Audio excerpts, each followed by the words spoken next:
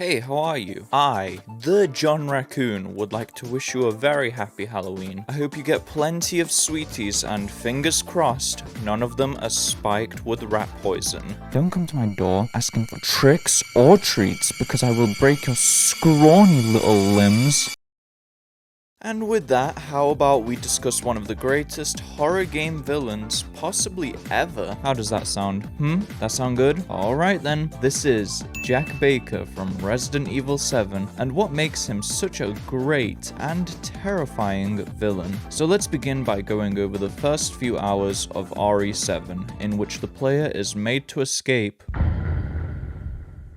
I like to think of Jack as being the first villain of RE7. Sure, technically you fight Mia before him, but the game doesn't really kick off until you square up to Jack. This face? It's the face of Satan. But you may be wondering, why is it relevant that Jack is the very first of the Resident Evils? Well, this isn't always the case, but I find that the first major enemy or boss of any given game tends to naturally stay in the player's memory, even after completion. At this point in the game, you're still getting used to how shit works around these parts. You don't know how to defeat enemies yet, and that makes Jack so scary because you're a weak and defenseless baby Ethan getting thrown into the thick of it with this psychopath before you're even comfortable with playing the game. So your only real option is to scurry away like a little bitch.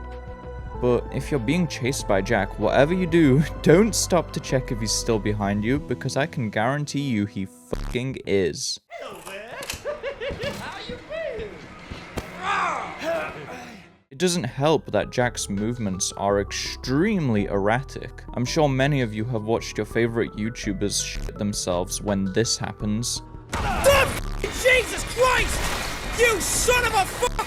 We learn a lot about the way Jack is programmed to move in this great video by Slippy Sides. Unlike Lady D from RE Village, Jack's movements are completely random. He has no set path to follow when he's roaming around, which almost makes him scarier because of his unpredictable nature. But just because Jack traverses randomly doesn't mean he might be easy to trick and avoid. In this video, we also find out that Jack will teleport near the player, so he's never too far away from you. I would say that the best way to describe Jack is structured chaos. Jack knows his own house like the back of his hand, and he's not really worried when he loses sight of you, which is very alarming to say the least. After the infamous dinner scene, the next place the player is meant to go to is through this trapdoor and into a safe room. But watch what happens when Jack sees you entering said trapdoor. Alright, have fun in there, boy. I'm gonna come back for you later.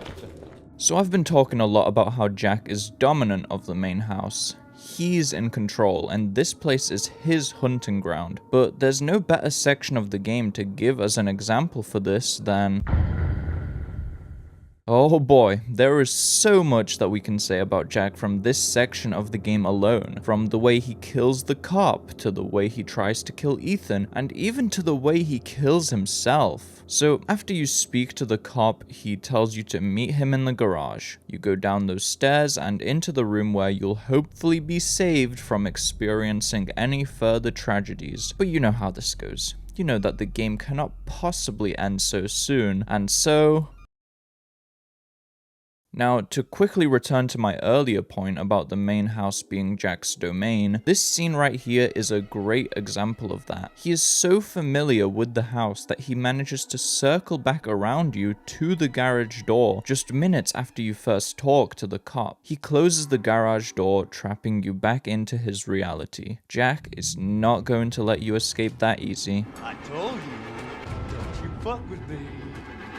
It's like the house listens to him. Jack knows this place well enough to predict almost all of your movements, from the garage to this corridor, and the way he knows that you're looking for the wooden statuette in the bathroom. But what if you run him over in his own car? Jack is still just a man at the end of the day. Surely that should be enough to stop him.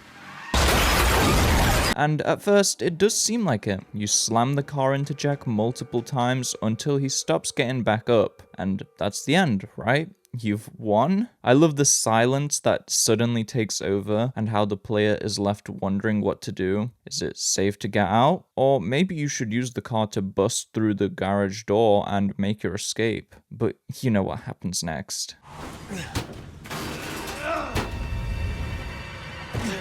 Oh, shit! Nice car!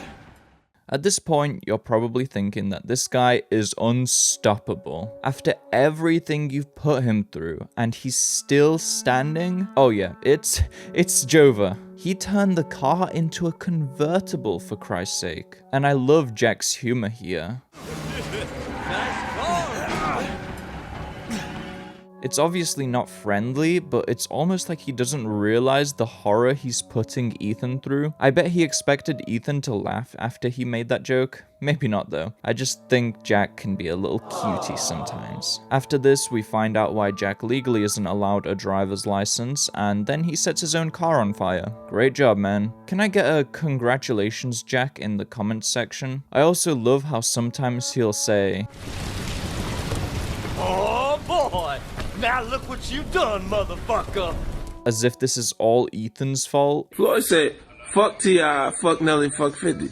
I'm like, what'd he say fuck me for? It's like Jack is a man-child who cries when he's the one causing the issues. It's great. Luckily, the car being set aflame is a blessing in disguise, as it explodes at just the right moment to save us from an unfortunate fate. Jack is dead, and all is calm once more. Oh shit. This scene is something else, because not only does he get up for one final jump scare, but he decides to shoot himself to prove that he really is unstoppable. This here scene reminds me of two other video game characters. One, the stranger from God of War, when he has this to say after a long and brutal fight with Kratos. Nobody will get out, but before I end this, I want you to know one thing. I can't feel any of this. Jack does the exact same thing here, basically trying to flex on us that he cannot be beaten and that he will be back. Do I have your attention, boy? You're about to see something wonderful. Oh, fuck! 2, and this is more general to the entire look and vibe of Jack. It heavily reminds me of the father from Far Cry 5. There's something very cultsy about him, with how he blows his head off just to prove a point, or the way he worships the root of his infection. My little girl has given us a gift, and this gift is written me all. He's very extreme and fanatical, which makes his presence all the more gross and uncomfortable. Before we move on, I just want to quickly clarify that I will not be talking about this version of Jack, because I don't think this is nearly as good as these versions of him. Anyway, I'm gonna make this next segue as blunt as possible. Jack Baker has one big thing in common with Peter Griffin, and it's that they're both... So one thing you gotta know about Jack is that he is a family man. His wife and kids mean so much to him, and he would do anything to protect them.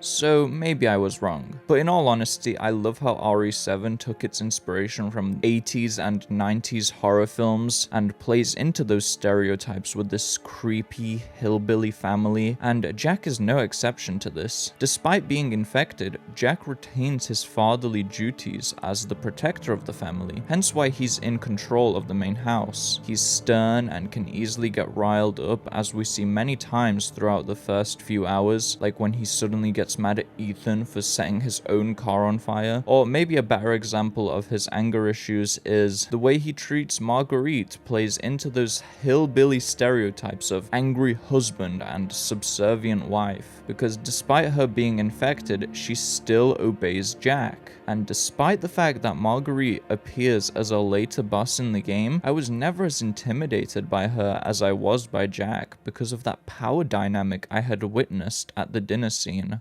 Oh shit, oh shit, oh shit, he's not eating it, Jack! He's not eating it! Shut the hell up, Marguerite! Take that for him! Get the hell out of here! You're a son of a bitch! Oh, I can't believe it, you son of a... So while it is questionable whether Jack is truly a family guy or just a dick, there's one thing about him as a character that is undeniable, and it's that he's...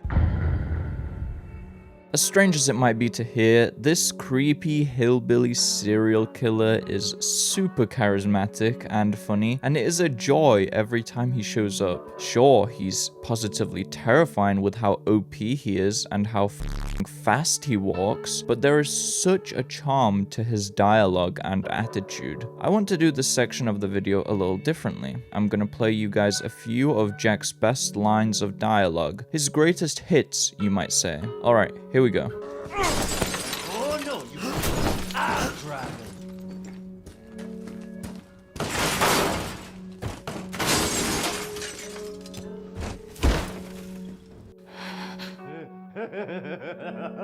I'll huff and I'll fucking puff.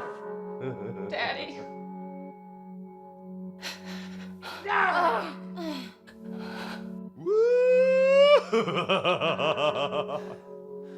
Peekaboo! I'm gonna squash you like a bug. Hope Marguerite didn't hear that. I'm gonna get you. I'm gonna get you.